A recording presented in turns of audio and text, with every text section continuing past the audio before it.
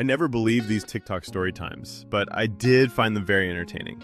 Well, I didn't believe until it kind of happened to me. I mean, I'm by no means anything special. If anything, I'm just above average, not unattractive, but not a lady killer either.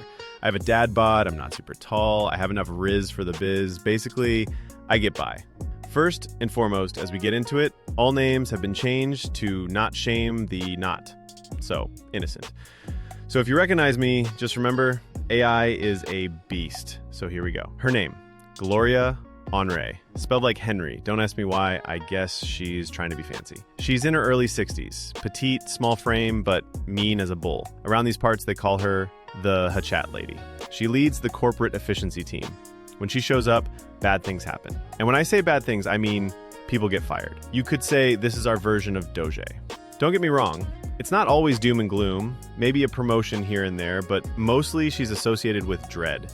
And it didn't help that she had a little desk ornament that looked like an executioner with a giant axe. We had heard through the grapevine that profits were down and the bigwigs weren't happy. They like to use the term restructuring. We call it the cleanup crew. Translation? My boss is getting fired, bro. And Gloria was coming to town with her fixers. Now, I didn't suck at my job, but I didn't overperform either. I was purposely mediocre. Not enough to get noticed and not bad enough to be replaced. Once they were done with the site management, they started calling in the folks with tenure, probably vetting people to figure out who was staying and who was dead weight. Don't get me wrong, even though I was good at my job, my file didn't exactly scream MVP.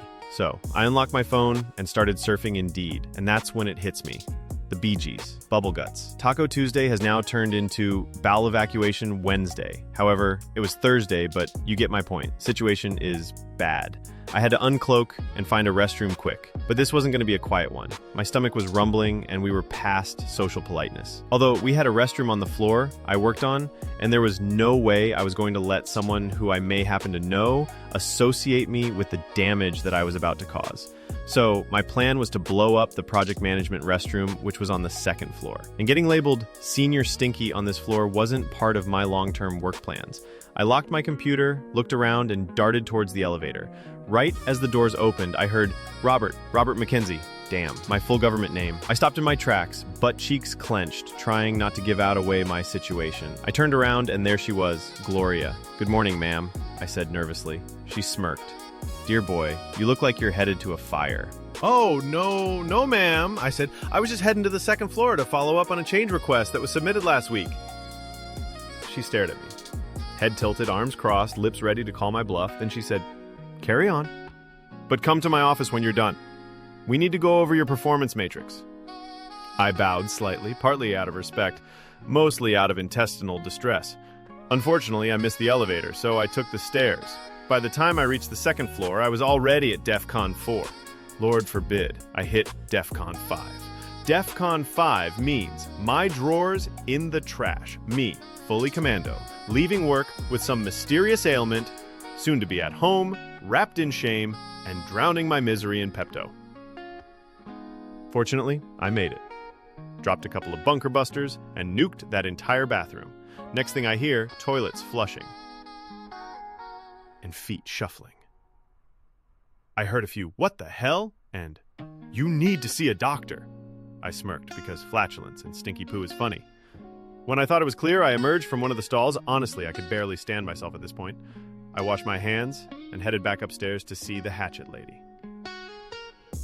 As I exited the elevator, I saw Art from accounting getting escorted out. Oh shit, I thought, I'm next. I fixed myself up the best I could and knocked on her door. She didn't look up, just waved me in. There was a long pause of silence as I walked in and sat down. Robert, she said, I've been reviewing your records. And for the life of me, I don't know why you're still here. I quickly started explaining. I'm loyal, ma'am, I said. The grass isn't always greener if you believe in that kind of thing. She smiled. Of course not, she said, closing the file.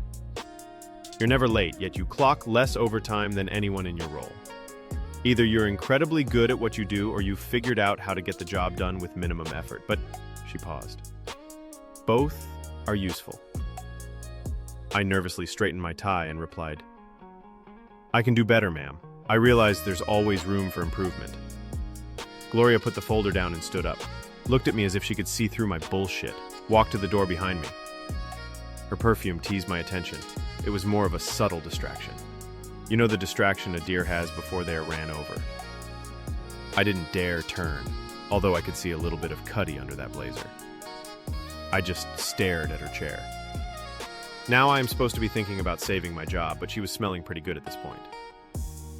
But the whole situation tapped into my inner Captain Kirk.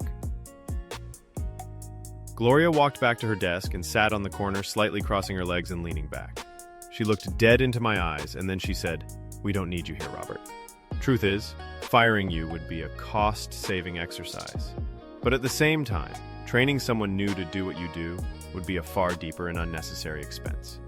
I've been doing this a long time, and I know a bullshit artist when I see one. I gulped and waited to hear those words. "We're going to have to let you go." But instead, she said, "We're not letting you go, at least for now. But what I am going to do is offer you a proposition." This piqued my interest. I mean, I like working, but I'm no snitch. I figured she would use me as an inside man. She proceeds to tell me that she wasn't born with a silver spoon. The climb to the top made her hard and cold. That she never had time for romance and family, plus most guys are soft. But truth is, I know you figured out the game, and I want to test a theory. I'm thinking to myself, I'm no snitch, but I could be motivated to sell a few people out here and there. Like Tom in Personnel, I don't like him. He has a bad habit of killing the Joe, and I hate making coffee. But instead, she tells me that she wants a quiet night out where she can be relaxed and not the Hatchet Lady. I smiled on the inside. She knew what we called her. I was utterly confused at this point. She didn't want me to be a snitch, but she wanted to use me for a free meal. Hell yeah, why me? Never popped into my mind. Because it could be, why me? As I walked out the doors with a box full of my stuff and a final check in hand. She says to me, "Robert, this is not something I usually do, and we both know the policy on this type of situation. I hope you keep this matter to yourself." As she stood up, straightened her blazer top, and returned back to her chair. I smiled and nodded yes. So we arranged a meeting at my place. It was Thursday, and I was going to be her entertainment that night. Now listen, I can't cook, and we weren't about to start the night off some chicken cheese ramen. Yeah, I doubt that counts as culinary genius. So I did the next best thing. I ordered barbecue through DoorDash. She showed up to my apartment promptly at 8 p.m. She pulled up wearing some tight jeans, Chuck Taylors, and a tank top. And for the record, Gloria is foaming. Here's the thing. We all have two or more personalities. The one we show in environments like work, and the other is who we truly are behind closed doors. At work, I'm like Clark Kent, but in my fortress of solitude, man, you know, I'm like Superman. Figuratively speaking, of course. Anyway, after dinner, we made small talk. I pulled her legs onto my lap and took off her shoes. I began to rub her toes. She smiled, soaking in on the unsolicited but well-appreciated attention. Bro, this might have been what the doctor ordered. One thing led to another, and we were naked. Gloria froze, and I looked around like there was something wrong. She smiled and literally says, "Now that I didn't see coming." What happened next? Let's just say I gave her something new to review. We didn't just have sex, we went to war. I had her clawing at throw pillows like a jungle cat. She was gripping the headboard like it owed her a bonus check. It wasn't just sex, it was cardio. It was controlled chaos. Man, this was corporate revenge. I put in work like a 1099 contractor. The rest of the night was a blur. I got to work early the next day. Yeah, I know. It's funny what a little motivation will do for you. I had just finished printing some documents when I saw Gloria stepping off the elevator. She was tiptoeing to her office. She looked up and caught me in an awkward stare. We both smiled and continued with our day. Don't get me wrong, I was still a slacker, but a very much employed slacker. Unlike Bill from finance, who was unceremoniously let go that morning. As I stopped at the coffee machine for my first cup of the day and picked up the empty coffee pot, I thought to myself as I walked to my desk. And I saw Tom sipping on his very full cup of coffee. I smiled cordially as I thought to myself, "Tom, you're next."